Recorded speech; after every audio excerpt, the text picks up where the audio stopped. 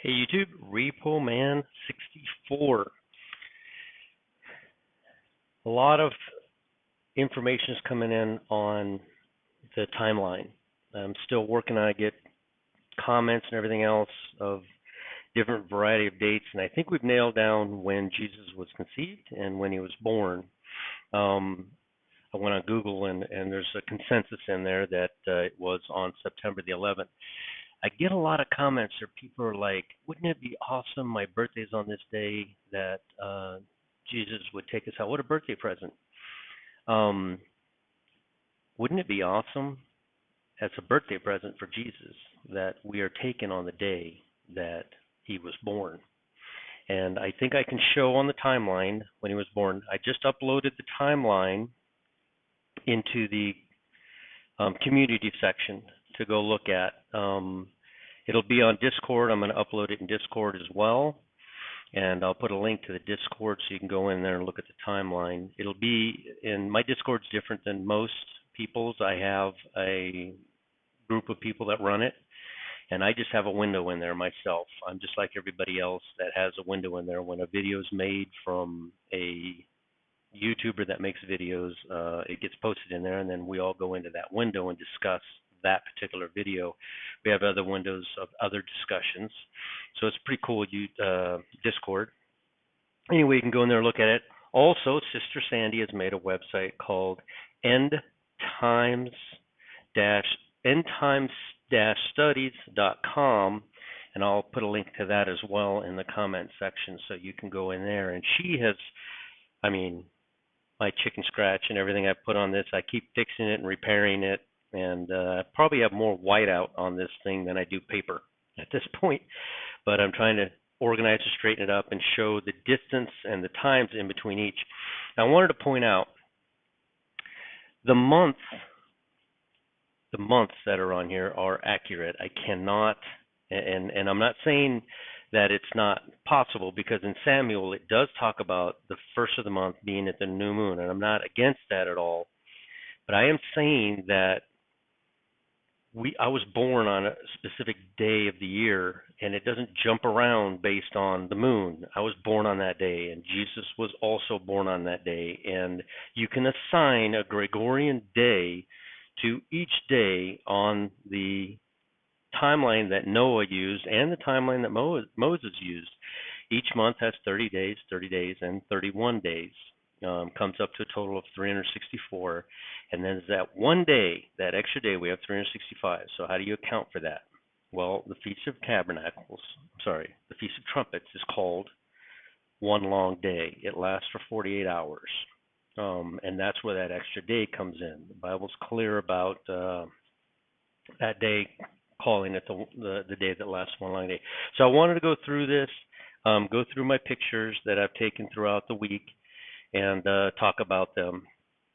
And the closer we get to the Rapture event, which I do believe is here very soon, more information will be poured out. I think that God knows the date and nobody else. They say that Satan knows the date. He knows his Bible better than we do, but he doesn't know the date.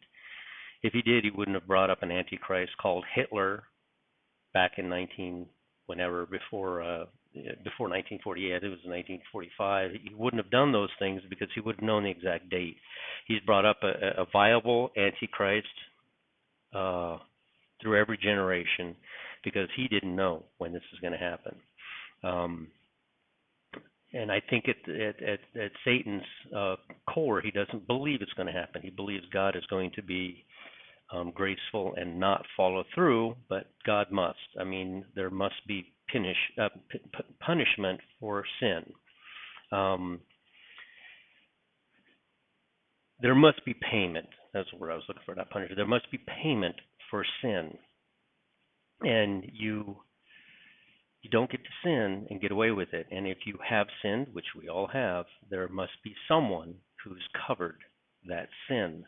And that person, that God, the creator of all things, the Word that became flesh, Emmanuel, God dwelling with us, is the one that did that for us. So let me go into the pictures.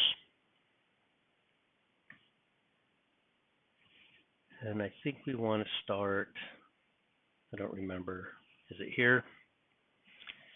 Yes. Remember, the day of equal parts. This only happens on March 16th and again on September 27th. This is the day of equal parts. This is the day that there's exactly 12 hours in the day and 12 hours at night. This does not happen at the equinox. This only happens at the equilux, the day of equal parts. And those are the two dates each year that it happens, on the 16th of March and on the 27th of September. I think I showed you this before. I don't know why the picture's still here, but on the second month, in the 17th day of that month, in the 8th year, so Adam spent a full 7 years in the garden, and in the 8th year, on the second month and 17th day, they ate the fruit.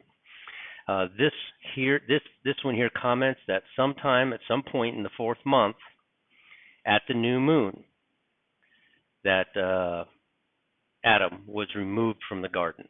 I don't know when the new moon would have been, 6,000 years ago, but I do know when the second month and 17th day was back then, and that would have been October the 31st.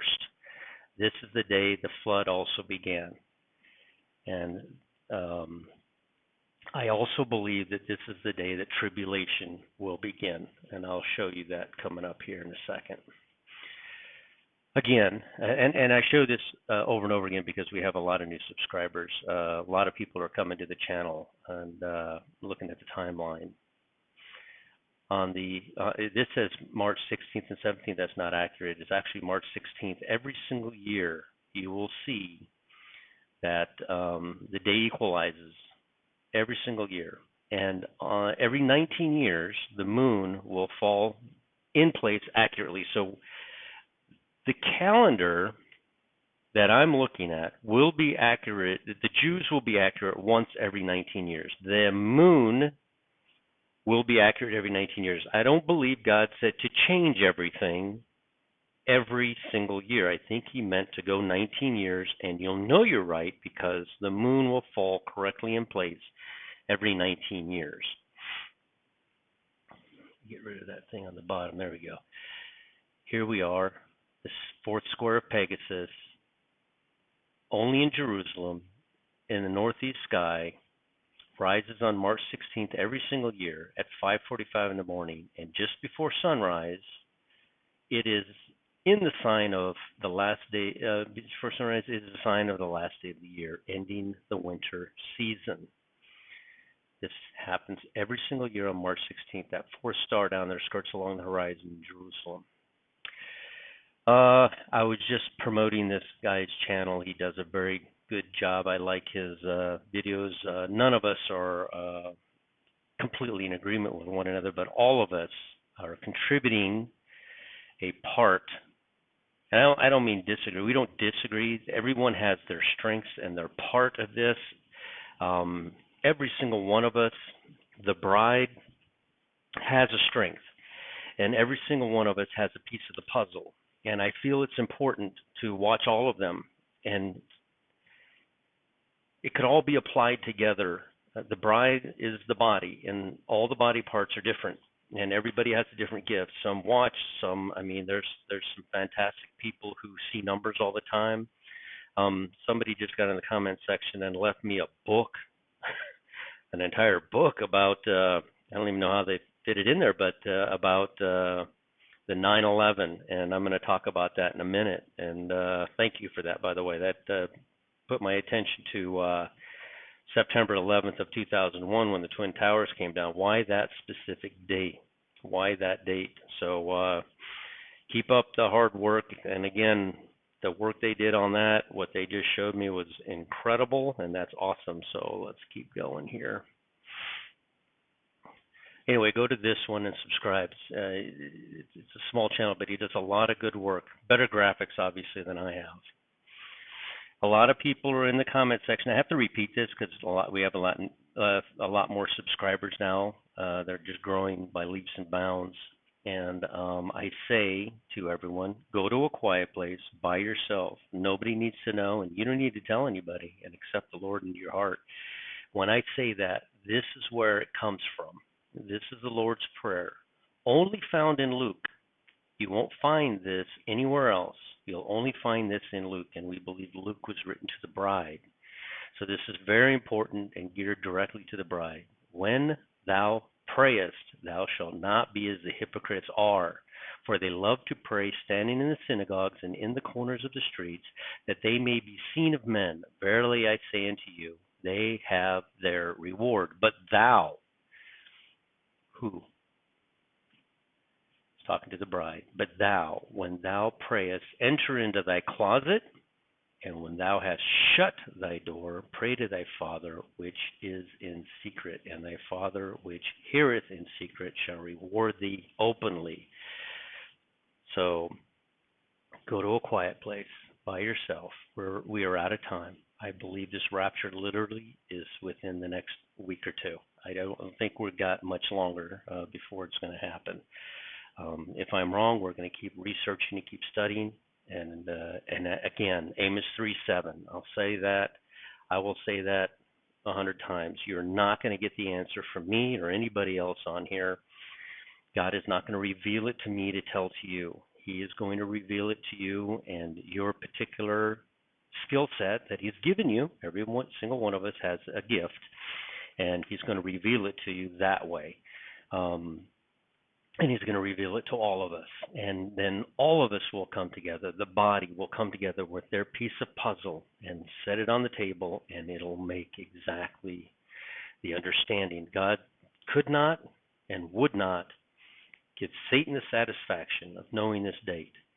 Previous to that, if you knew the date 10 years ago, your life would be completely different, and you wouldn't have worked as hard as you have. If you'd known the date last month, you would have quit your job and spent all your money or whatever you would have done. Not saying that everybody would have done that. I'm just saying that that would be something people are ordered by God to occupy and to keep going forward.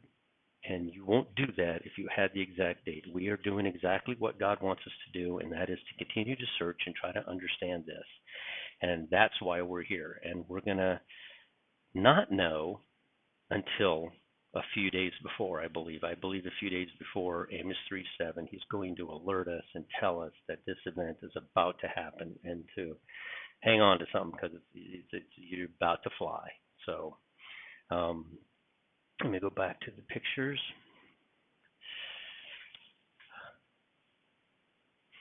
Again, this is where the sun is on March 17th, the first day of the year. That's this year. This is the date on March 17th and 33. This is called precession of the sun. It moves one constellation every 2,135 years, I believe it is. And this is where the sun was 2,000 years ago. So when the Bible speaks of Aries, I think that we were supposed to account for the movement of the sun by one day. So this would have been the head of the year back then. And I believe that fourth star of Pegasus was skirting along the horizon in Israel all this time. I don't think that budged. I think everything else has moved. Ricardo Garcia, he is doing very good videos, a lot of good graphics. He's looking at slightly different dates, but again, it doesn't matter. We're all trying to. None of us have the exact answer until the very end. So he's a good channel. I like commenting and showing other channels that they love Jesus and they're just trying to figure this out. And I like showing other channels that I would like to see grow. And he does it in both English and Portuguese. I understand about 30% of Portuguese. I'm fluent in Spanish, but I don't understand Portuguese. I understand Italian better than I understand Portuguese, so I have a hard time with that. So I have to watch him in English just like everybody. But he does. He'll make two videos, one in English and one in Portuguese. So, all right. I want you to notice something. This is really cool. Did you know that Uranus goes around the solar system and lands in the same exact spot every 84 years? And you wonder, 84 years, what does that mean? And here we are, the moon has joined joined up with Uranus in Taurus on this date, 9/15 of 2022. The date, I believe, is the Feast of Trumpets, 9/15. The moon and Uranus are together in Taurus. So we go to the Bible. We find this story in Luke. And you won't find the story anywhere else except in Luke, which again I believe is being written to the bride. And the bride will see and understand. There was one Anna, a prophetess. What is a prophetess? What is a prophet? Somebody who speaks of things that they've learned out of the Bible to others so that they can learn as well. The daughter of Phanuel of the tribe of Aser, she was of a great age and had lived with an husband 7 years from her virginity. Typically, back in this day, I believe women got married around the age of 14. She was with her husband for 7 years, so I believe she was 21 years old when her husband died. And she was a widow of about 84 years. So she was a widow for 84 years. And you have the 21 years, and that's 105 years. I don't know if anybody knows what that would mean, but the 84 years is what catches my attention. The 84 years is the exact amount of time it takes for Uranus to travel around our solar system one time. So this wandering star is directly related to Anna, the prophetess. This is telling us something. This is another piece of the puzzle. And she is coming in that instant. And she coming in that instant gave thanks likewise unto the Lord and spake of him to all of them that looked for redemption. She is a prophetess. She's speaking to others that are like-minded like her, that are looking for redemption or the rapture. So there's something here to this, and somebody else with that is like-minded might know more about this. So I found this. I wanted to put this on here. Notice on 9/11/2022, the moon is in between Jupiter and Neptune, and it is sitting exactly where the new year begins on Nisan 1, March 17th. The sun's not there. If the sun were there, it would be March 17th, but the moon is there, sitting on that side. And 9/11 obviously is the date the towers came down, and I think that was a great sign, honestly, and it happened 21 years ago. Do we have any other story in the Bible that relates to 21 years? And the answer is yes, we do. We have Jacob. He went to work for a man because he wanted a bride named Rachel, and he worked those 7 years, and it felt like nothing to him. It felt like it happened overnight. And at the end of the 7 years, he goes in to his tent, and he lays with what he thinks is Rachel, and wakes up in the morning and finds Leah. He's upset. He comes out, tells the father, "What have you done?" And the father says, "Hey, you know the tradition. You know, there's no chance that the younger daughter is going to get married before the older daughter, so you had to get Leah. But if you will work for me 7 more years, you will get Rachel. And if you agree to this, you can have Rachel in 1 week, because you have to give Leah her 7 days." So he worked another 7 years. Now, this 7 years was harder, but he did already have Rachel. He got her after 1 week. He was married to both women. We know that he did because the Bible speaks of Rachel being barren, and he would have not known that had he not been married to her. So Leah represents the bride. Rachel represents the Jew or the wife, the one that he wanted. He didn't get her. So he works another 7 years. Then he works, and people kind of overlook this, but then he works for 6 full years for the cattle, which would bring him right up to the 7th year.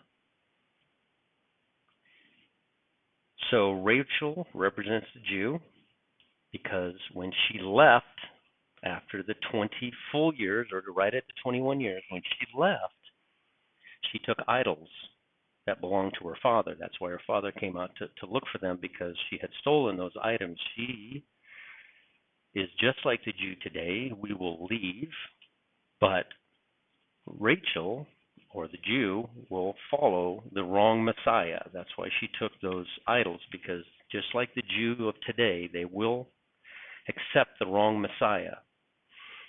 At the end of the period of time, they will realize that they've accepted the wrong Messiah and cry and weep because of the fact that they'll recognize that they had actually killed the correct Messiah 2,000 years ago. It's just like the story of Job. Why do bad things happen to good people? And the answer is Satan must get permission from God. Just like in the story of Job. God was boasting on Job and what a faithful man he is, and Satan says, yeah, right, if you took everything away from him, he wouldn't be so boastful. And he went through a hard time, and he got, was it double? I think it was double of what he had previous to losing everything. So the story of Job, remember, when bad things are happening to us, it is Satan doing it, but God has given permission not to punish. It is not a punishment. It is a proof. Job proved that he was faithful through all of everything that had happened to him. And a lot of us are going through quite a few things right now. And you wonder, why is God's not doing this to you? God has allowed Satan to do this to you, and there will be a punishment for Satan, but you will get a reward for what's happening when you get to heaven. So hang in there. Everything's going to be fine. You're gonna make it. Like I said before, a lot of people are saying it's my birthday. That would be an awesome gift. Jesus, I believe, will rapture his bride on his birthday. You know how you go through your life? I have. I mean, we've all done it. We've met somebody of high importance, and your heart skips a beat, and you're like, wow, this person's really important. This person's awesome. I'm really glad I'm meeting this person. And you know that they're just human like you are. There's no difference between them and you, but they have a higher status, and you kind of wouldn't mind having that status or being near that status, right? But here very shortly, we are going to meet Jesus and talk about a status. I mean, this is why we fall to our knees in awe, because Jesus will be so much higher than anything and anyone you've ever met in your past, So when we get to heaven, it's going to be something else when we get there. And we see Almighty God that created us and put us here and knows our name and saved us. It's going to be incredible. I wanted to reiterate that the Feast of Trumpets is known as one long day. It is 48 hours. Even though the feast lasts 2 days, but it's still consolidated into one day, which is where the extra day comes from each year, the day out of time. The Feast of Trumpets is on the first day of the seventh month. Feast of Trumpets, first day in seventh month. So it's showing when the Feast of Trumpets is. This year, the Jews will be observed on Tuesday.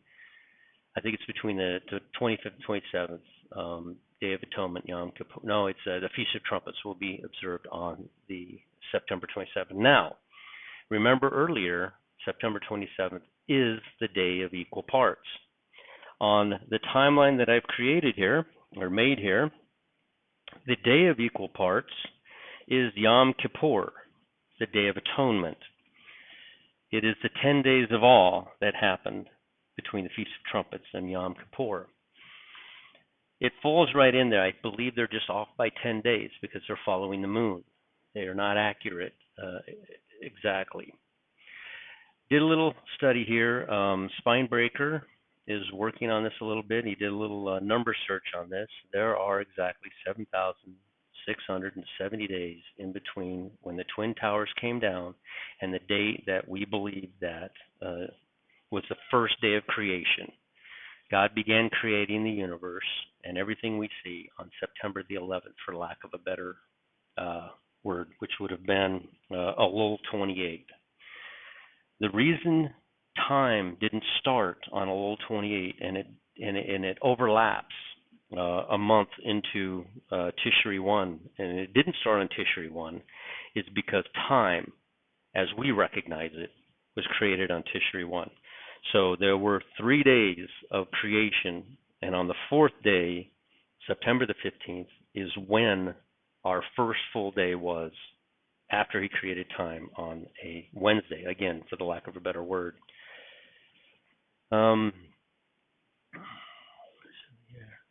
It shows here that Lamech,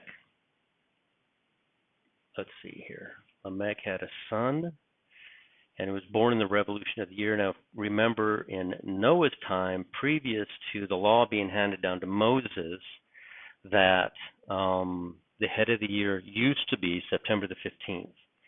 It is now Nisan 1, which is March the 17th. Oh, so a lot of this information I'm getting out of the book of Jasher, and even our own Bible, and I wanted to show you where you can go find it for yourself, states that is it not found in the book of Jasher. It is not a book to be cast aside and say, no, I only read the Bible. Well, it's fine. I only read the Bible too for salvation. The Bible is here for salvation. But the book of Jasher just details things that happened during that time. It's a good read. I don't know if anybody have ever read it. It's a really good read. But our Bible does speak about it. It doesn't say don't open it. It doesn't say ignore it. It just says, it's not written in the book of Jasher. People keep telling me about this 10 days advantage. I'm aware that the Gregorian calendar just made 10 days disappear, but it's still, the timeline still holds up to that. Did you know that babies are most often born between 8 a.m. and noon? Only about 3% of them are born between midnight and 7 a.m. However, something changes on Saturday and Sunday. The number rises significantly. Babies are born at nighttime on Saturday and Sunday. I would be curious. I looked at today's calendar, and I think it said that let's see here, the 11th, yeah, it's a Sunday. So Saturday night would be on the 10th, and Sunday morning would be early in the morning, perhaps when Jesus was born. But is this calendar, I don't think this calendar would be the same as it was 2,000 years ago, but I'm guesstimating that Jesus was born on September the 11th, on a Saturday at nighttime. They got there. The reason they went there was because of the Feast of Trumpets. They got there before the Feast of Trumpets, perhaps on September the 11th, and she gave birth at nightfall to Jesus. So let's keep on trucking. Yeah, there's others. A lot of people, you can see down here at the bottom, September the 11th, 3 BC, sunset, 6:18 p.m. Jesus was born. So I'm going to show you this here. Before I Googled anything, all I did was go to the timeline, and I put it on the timeline. Over here, Jesus would have conceived, and I surmised that Jesus was conceived when the flood ended. You see what I'm saying? Mary's flood would have ended when she became pregnant. She would not have had her cycle any longer after she became pregnant. So, in my opinion, either Jesus was conceived on the very first day of Hanukkah, the Festival of Lights. Everybody knows that when a egg gets fertilized, there is a lightning storm that happens. And that's why this holiday, we know for a fact, I mean, there's no denying that Jesus had to be conceived within this 8 days. And I surmise that it was when the flood ended.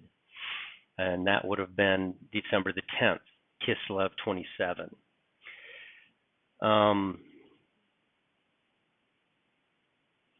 Let's see. Yeah, flood ends. Okay, so we go back over here.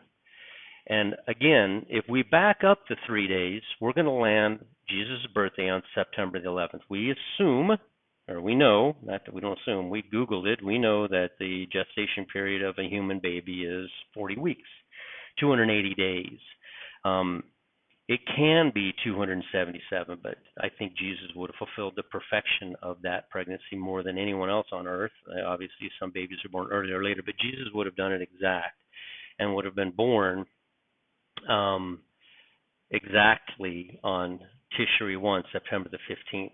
But there's a 3-day window in there. He could have been born on September the 11th as well. This is the first day of creation, Pentecost.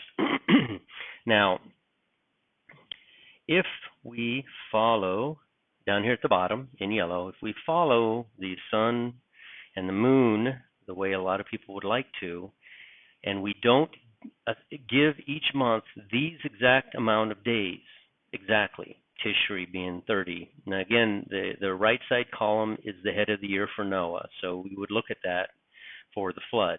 Tishri, 30 days. Heshbon, 30 days. Kislev, 31 days.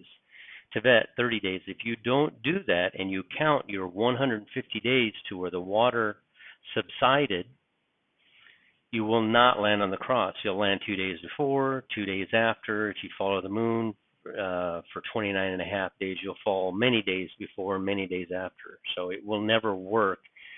You cannot make those calendars with the moon work. But again, the Bible does talk about the new moon. So I want to make it clear. Where'd I go? Oh, here I am. I want to make it clear that I'm not stating that they're wrong, because they aren't. The Bible clearly talks about the new moon and the head of the month and everything else in Samuel. You can't ignore that. Spinebreaker actually pointed that out to me, and you can't pretend like it's not there. It is there. It's in the Bible.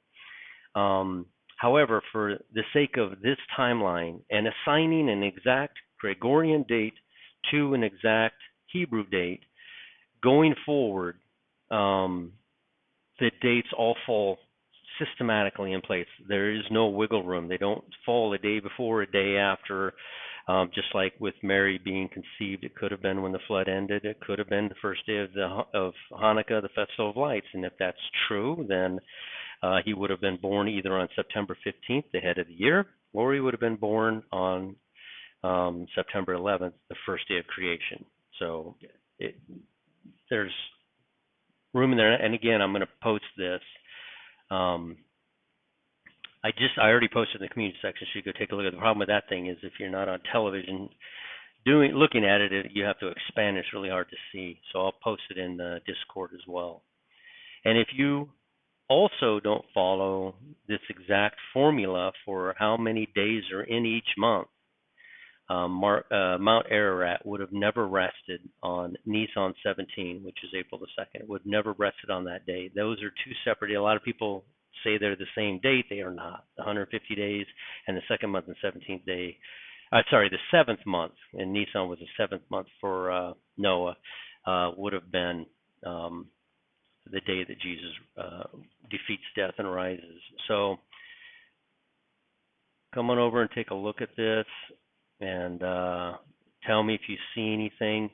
What I'm looking at, and I haven't changed my mind yet, is September the 11th to September the 15th, something major happening all the way up to a rapture, or some sign given to us on September the 11th, a 3-day warning that we'll know. We will know. All of us will know. It won't be it's not going to be a me telling you thing. It's going to be the body knowing. It's going to be God telling each one of us in our own way that this is it. This is happening. I've been looking to Damascus for a long time. I do not think, I wanted to put, I've said this before, put it on record, I do not believe the Jews are going to drop a nuclear bomb on Damascus. Nobody on the planet would be happy with them at that point.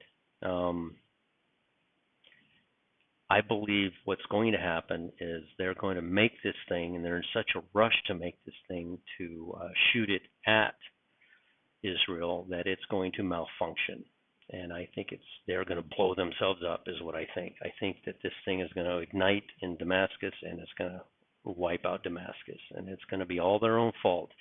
And the Bible teaches us that God supernaturally will protect Israel. I don't see any supernaturalness in Israel dropping a nuclear bomb on Damascus, but I do see supernatural in a bomb that that Iran made and put in Damascus to shoot over there, and it's detonating at the wrong time. So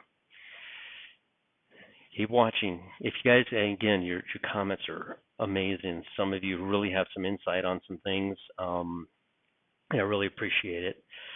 Just let's keep searching. I think we're going to get this some kind of a warning that we're all going to go, and it's only going to be the bride. Everybody will get the warning, but they won't see it. They won't know. Just like in the days of Noah, when that flood was starting, all these animals started gathering around the ark, and they were just like, nothing's going to happen.